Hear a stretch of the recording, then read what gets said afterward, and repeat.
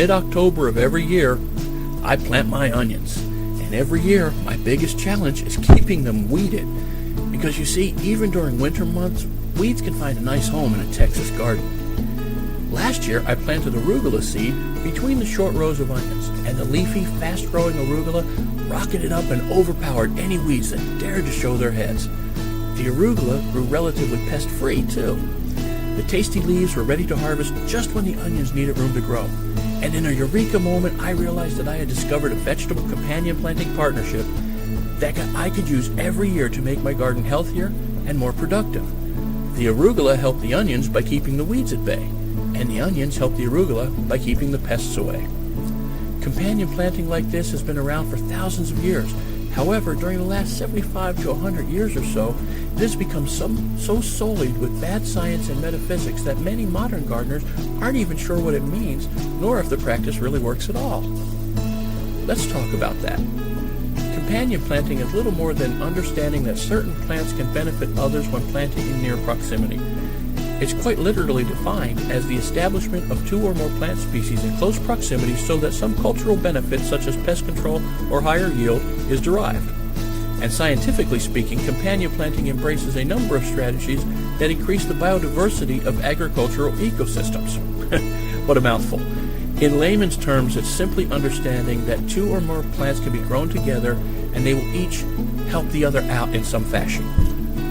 While companion planting has a long history, the mechanisms of beneficial plant interaction have not always been well understood. In most cases, they are formed out of oral tradition, family secrets, or even front porch recommendations. Despite historical observation and horticultural science, companion planting is practiced primarily because these are functional methods that allow veggies and herbs to grow at their maximum potential. They keep bugs away, and they may even make the food taste better.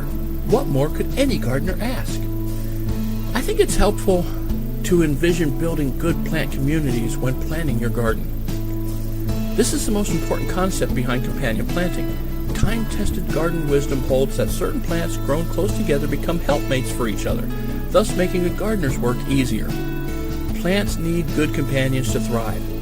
Except for growth and fruiting, plants are relatively idle objects. They're kind of rooted in place, aren't they? So they don't have much control over their environment. The fact is, though, that relationships between plants are rather varied, similar to relationships between people. In plant communities, certain plants support each other, while others, well, they just don't play nice. Plants, like people, compete for resources. Science confirms that some plants bully others. Certain plants grow rapidly, crowd others, and take more than their fair share of water, sun, and nutrients. Others exude toxins that retard plant growth or even kill the plants. Other plants are upstanding citizens and do good by their neighbors, adding nutrients to the soil, drawing beneficial insects and pollinators into the garden, or even confusing harmful insects who are in search of a host plant. As a gardener, you're both the mayor and the city planner for the city that is your garden. By growing plants with good companions, you bring peace and prosperity to your garden town. Plants, like people, want good neighbors. As in city planning, the way you lay your vegetable garden out is crucial. Avoid planting vegetables in large patches of a single item. Large groupings of one type of vegetables serve as a beacon, calling out to nearby problematic pests. Come and get me, here I am. If, however, you mix vegetables, flowers, and herbs, it becomes more difficult for harmful pests to find your veggies. The scent of flowers and herbs, as well as the change-up in color, has been shown to confuse harmful pests. Plus, flowers and herbs actually attract beneficial insects to your garden. And adding flowers to a veggie garden or adding vegetables to a flower bed is a quick and easy way to add beauty and interest to your yard. Give it a try.